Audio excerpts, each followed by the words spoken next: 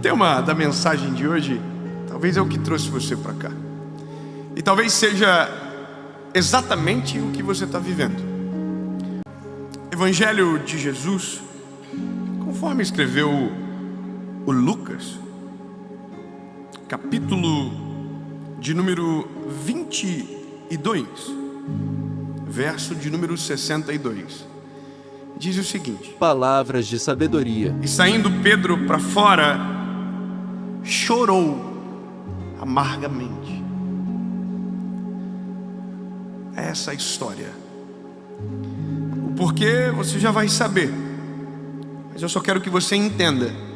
Pedro está vivendo um dia muito caótico, um dia que não estava planejado, que ele não desejava que acontecesse, mas que por vários motivos ele sabia que aquilo iria acontecer. Então ele está vivendo aqueles dias que nós desejaríamos esquecer. O ser humano ainda não tem essa tecnologia implantada dentro de nós, mas se a gente pudesse, tem dias da nossa vida que a gente ia querer apagar para nunca mais lembrar. Tem episódios que acontecem que, se a gente pudesse, a gente apertava o delete e nunca mais lembrava. Mas a vida não é assim. E a vida, na verdade, ela é cheia de surpresas, e acontece muita coisa que foge do nosso controle, e outras que são resultados da nossa falta de controle e decisões equivocadas. E eu vou te falar como que isso nasceu. Eu estava gravando um podcast, participando de um podcast de alguém, e a pessoa perguntou para mim: Dave, qual é a diferença de uma vida ruim para um dia ruim? Qual é a diferença entre isso? Quando eu sei se o que eu estou vivendo é uma vida ruim ou apenas um dia mau que tem início, meio e fim? Eu confesso para você que quando ele me perguntou, minha cabeça deu uma leve travada, porque a nossa maior dificuldade é justamente dividir isso.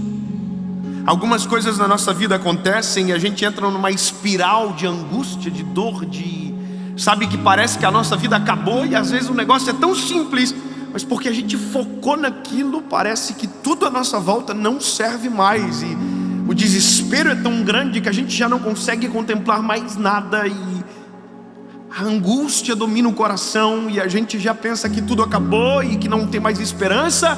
E muita gente nesse dia toma decisões drásticas na vida. Eu trabalho com pessoas e eu falo de Jesus para as pessoas. E uma das coisas que eu vejo é que algumas das nossas mensagens, Deus é tão poderoso que faz chegar nessa hora, quando parece que não tem mais o que fazer, que parece que o céu fechou e Deus não ouviu mais, que não há mais esperança e que tudo acabou. Eu recebi um vídeo ontem de uma pessoa que estava em São Paulo, amigo de um amigo meu. Ele me mandou uma mensagem e filmou o Uber falando. E entenda, não é sobre nós, não tem nada a ver com a gente. Mas o que ele disse foi: eu estava com todos os remédios na mesa, pronto para tomar, mas uma palavra chegou na hora certa e Deus mudou a minha vida. Eu quero que você compreenda que os nossos olhos, eles nos traem. A nossa perspectiva sobre a vida, ela é minúscula, e os sentimentos que nos dominam, na grande parte das vezes, nos traem a ponto de nos fazer desgarrar de tudo aquilo que cremos, inclusive naquilo que vemos. E vai ficar claro a partir de agora, dentro da palavra, isso para você. O texto é um final de uma história, um final um tanto quanto trágico. É Pedro chorando amargamente por algo que fez. E o que ele fez não foi pouco, o que ele fez foi extremamente grave. Pedro tinha acabado de negar Jesus. E a Bíblia diz que quando Pedro negou, o galo cantou, Jesus da cruz conseguia ver aonde Pedro estava. A loucura é porque o evangelho ele é preciso em dizer, Jesus da cruz alcançou no Pedro um olhar. É como se Pedro tivesse sido pego em flagrante delito daquilo que Jesus já havia predito. Você vai me negar, Pedro, e antes que o galo cante, você vai me negar 3 vezes. E Pedro havia afirmado, eu jamais vou fazer isso. Mas fez. E quando fez e ouviu o galo cantar, o que pairou na memória de Pedro foi ele disse. E quando ele olhou para o ele, que era Jesus, Jesus estava o olhando no fundo dos olhos. E a Bíblia diz que Pedro não suportou isso, desandou. Chorar amargamente é algo que poucos sabem. Tem gente que pensa que já viveu coisas terríveis, mas tem sempre alguém que está num barco mais afundado do que o seu. É muito doido isso, mas aqui, para mim é muito claro a dor desse garoto, desse homem chamado Pedro, porque tem coisa pior. É porque Pedro tinha uma história com Jesus. Pedro tinha uma experiência muito extraordinária com Jesus. E aqui o Pedro transformou um capítulo em uma história.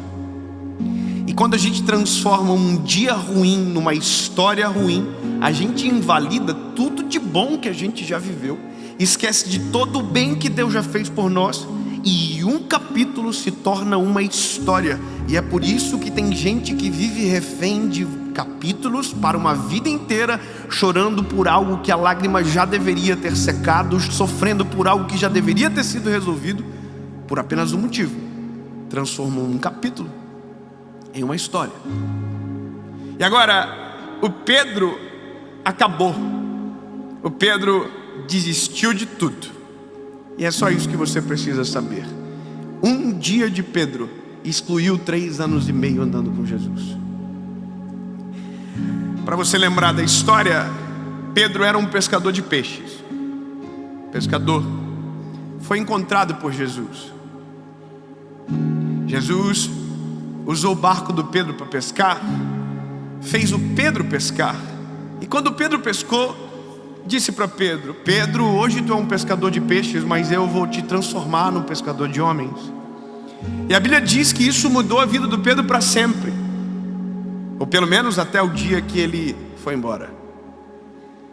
Isso mudou o Pedro, e o Pedro começou a andar com Jesus. E agora eu quero que você compreenda uma coisa: o fato de termos um relacionamento próximo com Jesus não nos livra do dia difícil. O fato de amarmos Jesus e caminharmos com Ele não nos livra de dias difíceis. Entenda isso, meu lindo. Algumas pessoas criam uma falsa expectativa em nós de que se Jesus estiver, não terá tempestade. Não, lindo, esquece. Vou repetir. Algumas pessoas dizem para nós que se Jesus estiver conosco não haverá tempestade, mas a verdade é totalmente diferente. A questão é, se Jesus estiver comigo e tiver uma tempestade, quem está comigo tem poder para acalmar toda e qualquer tempestade. A questão é, se Ele está...